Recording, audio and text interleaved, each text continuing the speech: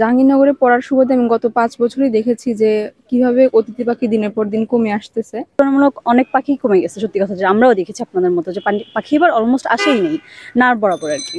মানে আগের তুলনায় এখন তো পাখিগুলো কম। দর্শক সবাইকে স্বাগত জানাচ্ছি স্বাধীনতা টিভি বাংলা। দর্শক, আমি এখন দাঁড়িয়ে আছি জাহাঙ্গীরনগর বিশ্ববিদ্যালয়ে। শীত মৌসুম আসলে জাহাঙ্গীরনগর বিশ্ববিদ্যালয়ে অতিথি পাখি যেন সমাগম হয়, মানুষ দর্শনার্থীও সমাগম হয়। আমরা দাঁড়িয়ে আছি সেই জায়গায়। আমরা আজকে আপনাদেরকে জানাবো এই বছর অতিথি পাখি কেমন আসছে এবং কেন আসছে না। আমরা যতটুকু শুনতে পারছি যে গত বছরের তুলনায় এই বছর অতিথি পাখির সংখ্যা একদম কম। কেন কম হচ্ছে আমরা অবশ্যই দর্শনার্থী বা এখানকার যে যারা আছে তাদের সাথে কথা বলবো এবং আপনাদের কে জানানোর চেষ্টা করবো। মানে আগের তুলনায় এখন তো পাখিগুলো কম। পাখিগুলো দেখা যায় যে এখানে যে মাত্র একটা বাস যাচ্ছে, তো এইসব কারণে আসলে পাখিরও ডিস্টার্ব হচ্ছে। কিন্তু মনে হয় এবার প্রশাসন একটু মানে উন্নত ব্যবস্থা করছে, কারণ দেখবেন যে সব জায়গায় হচ্ছে এরকম মাচার মতন দেওয়া হচ্ছে।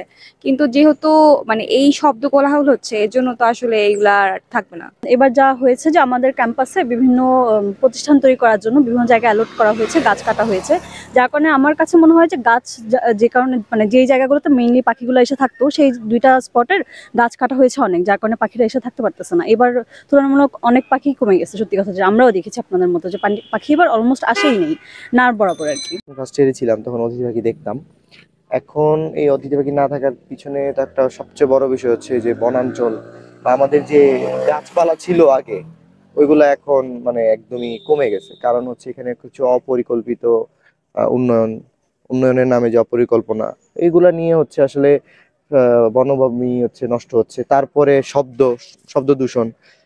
এখানে বিভিন্ন জায়গায় হর্ন যাতে না দেয়, বিভিন্ন দেওয়া আছে বা ঢিল ছোড়া, আসলে এগুলো কয়জনে মানে। তারপরে এই যে এগুলা আসলে পরিষ্কার করার কথা আরো অনেক আগে, কিন্তু আপনারা দেখতেছেন এটা পরিষ্কার, কিন্তু এটা কিছুদিন আগে পরিষ্কার করছে শীতকালে। তো এটা যদি সবসময় পরিষ্কার রাখতো তাহলে হয়তো এই লেকগুলা তাহলে তো আরো অধিক ভাগে আসার সম্ভাবনা ছিল। তো অনেকেই আসতো ঘুরতে, এখনো তো অনেকে এসে হতাশ হয়ে ফিরে যায়, কারণ আসলে অতিথি দেখা নেই। আমি জেরিন জামান, আমি জাহাঙ্গীরনগর ইউনিভার্সিটি জুওলজি ডিপার্টমেন্টে আছি, মাস্টার্স অধ্যয়নরত। তো জাহাঙ্গীরনগরে পড়ার সুবাদে আমি গত ৫ বছরই দেখেছি যে কিভাবে অতিথি পাখি দিনের পর দিন কমে আসতেছে। এটার বেসিক কারণ হিসেবে আমরা বলতে পারি বিভিন্ন রকম এনভায়রনমেন্টাল পলিউশন রয়েছে। এছাড়া আপনারা খেয়াল করে থাকবেন হয়তো বা গত বিশ্বকাপে এক ধরনের সমাগমের সৃষ্টি হয় মানুষের, যে বড় প্রজেক্টরে খেলা দেখানো, সেক্ষেত্রে আতশবাজির একটা ব্যাপার থাকে, সাউন্ড পলিউশনের একটা ব্যাপার থাকে। বিগত এই সমস্ত কারণেই গত প্রতি বছরের পর বছর এই অতিথি পাখির সমাগমটা জাহাঙ্গীরনগরে কমে এসেছে। এবং এটা খুবই দুঃখজনক যে জাহাঙ্গীরনগরে মানুষ আসে মূলত এই অতিথি পাখি বিচরণ ক্ষেত্রটা দেখার জন্য। আমাদের ব্রাঞ্চে, ওয়াইল্ড লাইফ ব্রাঞ্চে, জুওলজি ডিপার্টমেন্টের, সেক্ষেত্রে আমরা পাখি নিয়ে বিভিন্ন পড়াশোনা করা হয়। পরিযায়ী পাখি বাংলাদেশে কত ধরনের আছে, তাদের সমাগমটা বাংলাদেশের পরিপ্রেক্ষিতে বর্তমানে কি ধরনের, এবং সামনের ভবিষ্যতে এটার ভবিষ্যৎটা কি, কেন কমে যাচ্ছে, সেটা পর্যবেক্ষণ করে আমরা দেখতে পেয়েছি যে পরিযায়ী পাখিগুলো আসলে বাংলাদেশে এরা আসে মাইলের পর মাইল বিচরণ করে, যখন ওদের যে হ্যাবিটেট সেখানে খুবই শীত পড়ে। তো সেখানে কম্পারেটিভলি বাংলাদেশের শীত কম থাকার কারণে ওরা এই পরিযায়ী ক্ষেত্রটা বেছে নেয় বাংলাদেশকে, যে এই মৌসুমটা তারা এখানে কাটাবে। কিন্তু যেহেতু দিনের পর দিন তাদের এই হ্যাবিটেটটা নষ্ট হয়ে যাচ্ছে, পুকুরের জলাবদ্ধতা দেখা যাচ্ছে, যদিও আমাদের ডিপার্টমেন্ট এবং জাহাঙ্গীরনগর কর্তৃপক্ষ বর্তমানে এটার বিষয়ে খুবই উদ্যোগী।